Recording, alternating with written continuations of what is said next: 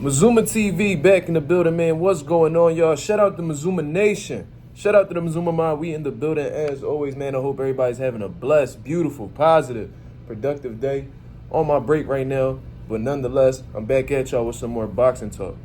All right, this is something that I really wanted to speak on. I got into it a little bit last night with my boy Claymore Rain on live. If y'all haven't seen it, go check it out. We'll be going live later on tonight to continue this boxing talk, man. Chop it up with the nation and all that. But what I wanted to speak on is this whole David Benavidez and Canelo Alvarez situation. Now, the clock is ticking, man. The clock is ticking.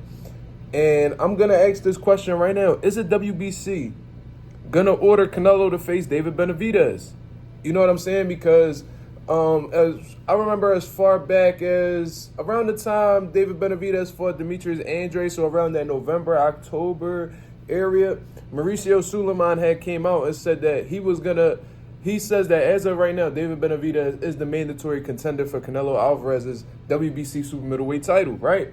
All right, cool. So he goes on to say that although he's the mandatory contender, he has Demetrius Andrade in front of him. And if he comes out successful, no injuries or anything like that, they're going to make him the mandatory contender in March. You know what I mean? They're going to mandate it in March. So a lot of people were hyped about that whole situation. And a lot of people were like, oh, Canelo don't got nowhere else to go. He don't got nowhere else to run. Like, it's about to be his moment of truth. We about to finally see one of the biggest fights to be made in boxing. So David Benavidez goes on to destroy Demetrius Andrade, you know what I mean, without a scratch on him. Totally fine. Nothing's wrong at all.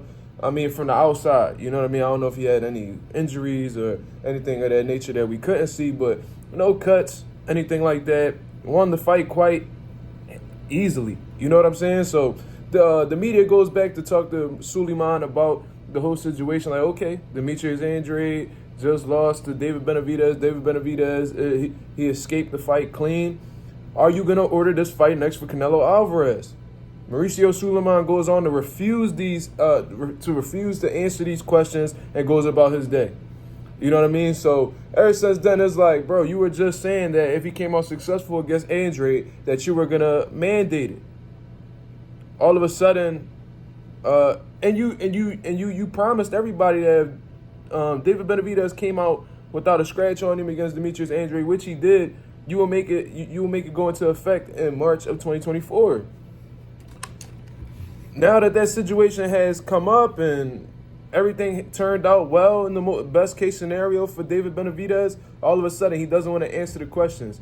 So it's clear as day, man. Like, it's clear as day, man. Canelo is heavily shielded by the WBC, man. They're not going to make Canelo do anything he doesn't want to do, man. They're a slave to that man's money. You know what I mean? It's simple as that. These guys are slaves to Canelo Alvarez's money. Whatever Canelo says goes. You know what I mean? And it's sad to experience this because at the end of the day, as boxing fans, we deserve this fight. You know what I mean? We deserve this fight. We had a great 2023. And David Benavidez is a good reason behind that because he was taking everybody as they come. You know what I mean? Caleb Plant that goes and beats Demetrius Andrade, two top guys in the sport of boxing. Demetrius Andrade, 2-division world champion, 3-time champion overall. Caleb Plant, one of the top guys at 168 pounds, definitely a top 5 fighter in the super middleweight division, in my opinion. You know what I'm saying? So he gave us 2 great fights that year and won both of them in spectacular fashion. However, what I really want to get into a little bit more is just the BS that we've been dealing with in terms of just Canelo feeling like he could do whatever he want and the WBC backing it, bro. Like, it's unfortunate. You know what I mean? And it seems like you can't even tell Canelo anything at the end of the day because he gets frustrated by the media when they ask him about David Benavidez. I remember after he had beaten up John Ryder, who literally has never won a world title like David Benavidez. I don't know if he's beaten any world champions. I think he beat like Daniel Jacobs or whatever. But he came into that fight with Canelo Alvarez with around 5 losses and had moved up in weight, from what I understand. So it's intriguing to me, man, how Canelo could go on these post-fight press conferences and say that David Benavidez hasn't accomplished anything or he's only beat 1 world champion in Durrell and things of that nature. But then you go and fight guys like Anthony Yildirim. You fight guys like John Ryder.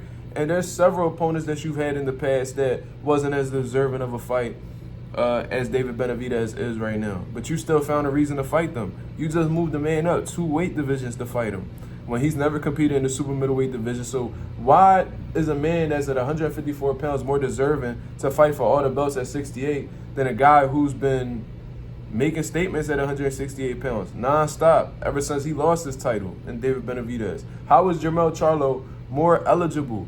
How is he more capable? What makes him more deserving than David Benavidez to fight for belts at 168 pounds when he's never had a fight there? These are things that we really don't take into consideration.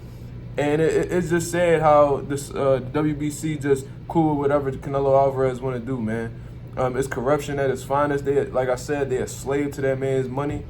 And they going to do everything they can to preserve that relationship with Canelo Alvarez, even if that's not giving David Benavidez the shot he deserves.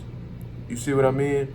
Moreover, I want to talk more about how the fans are just so content with this going on. This is exactly why, like I said in my live last night, this is exactly why boxing fans are constantly disrespected the way that they are, because they consistently tolerate the BS that these fighters give them. You can literally hear boxers say, "Oh, I'm gonna fight whoever I want. At the end of the day, I'm the king. I move however I wish." And it's like the fans be like, "Oh, well, he is the A side, man. He's done enough in his career to fight whoever he wants." Says who? Says who? Him? As boxing fans, and we're the ones who put our money up. They not getting a check without us tuning in. They not getting a check without us buying a ticket. They not getting a check without us buying a pay-per-view. So you telling me because he beat a couple guys in the past that he could just move on and fight whoever he want? Not on my dollar. You see what I'm saying? Not on my dollar at all. If you're not fighting who I want to see you fight, I'm not tuning in. I'm not supporting the fight. And that's just where I'm at right now. And these boxing fans need to stop being fans of the fighter first and be fans of the sport first. You know what I mean? Stop being so emotionally invested in these fighters like you an obsessed baby mom or some shit like that, and really love the sport for what it is. Put the sport before the fighter. Because if you let these fighters feel like they can do whatever they want, trust me, they gonna do whatever they want. But if you apply pressure on them and let them know that you're not gonna support their fights, you're not gonna give them any of your money, you're not gonna give it any attention, it's gonna hurt them at the end of the day and make them realize, all right, I gotta give these fans what I want if I want to make this if I want to create this generational wealth. I gotta give the fans what they want if I want to have a big payday or a life-changing amount of money. You see what I mean? But until then, these boxing fans, bro, they justify the ducking. A lot of these dudes come in this comment section and be like, "Oh, well, what has David Benavidez done to deserve a Canelo fight? Who? I don't want to see that. Canelo could do whatever he wants. He's Canelo." Well, bro, that type of mindset right there is exactly why a lot of these biggest fights that we were supposed to see never happened. This is exactly why Anthony Joshua and Deontay Wilder did not fight. This is exactly why Jarrett Hurd and Jermell Charlo never fought. This is exactly why it took, I don't know how many years to make Crawford and Spence happen. Like, these things habitually happen, and it's nobody's fault except the boxing fans, because these guys, they tolerate BS. They tolerate BS, man. So I just want to know if the WBC, all in all, I just want to know if the WBC is going to have the guts, if they're going to have the balls to tell Canelo, yo, this is your mandatory. You need to make a choice right away. You know what I'm saying? Do something that's actually right for boxing. WBC does everything they can to show you that they're absolutely corrupt and they could be bought over at any given time. You know what I mean? No code of ethics, no morals, no principles they stand on. You know what I mean? WBC got to step up and do what's right, man. And that's make David Benavidez the mandate him to fight Canelo Alvarez next. Not further down the line, not in one or two more fights, next. We don't want to wait for September. We want the fight in May. So let's make this fight happen, man.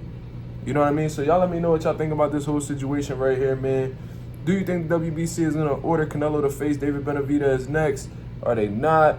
Are they going to give Canelo Alvarez a pass like they've always been doing? Y'all let me know in the comments below. This is Mazuma TV. Thank you very much for tuning in. I'm out of here, man. Peace.